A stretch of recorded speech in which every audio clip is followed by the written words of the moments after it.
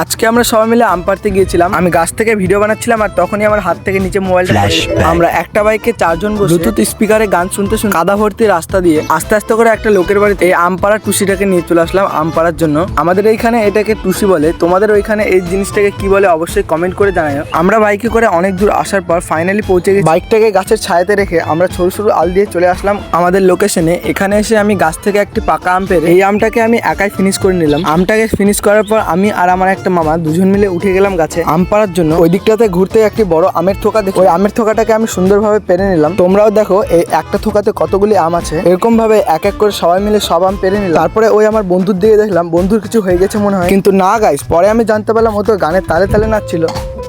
তারপরে আমাদের আম পাড়া শেষ হতেই আমি গাছ থেকে নিচে নামতে যাচ্ছিলাম আর তখনই আমার হাত থেকে মোবাইলটা নিচে পড়ে গেল। আমি তাড়াতাড়ি করে নিচে গিয়ে মোবাইলটাকে উঠিয়ে নিলাম। ভর্তি আমের এই বস্তাটার মুখটাকে দড়ি দিয়ে বেঁধে বাইকে করে সবাই মিলে নিয়ে চলে আসলাম বাড়িতে।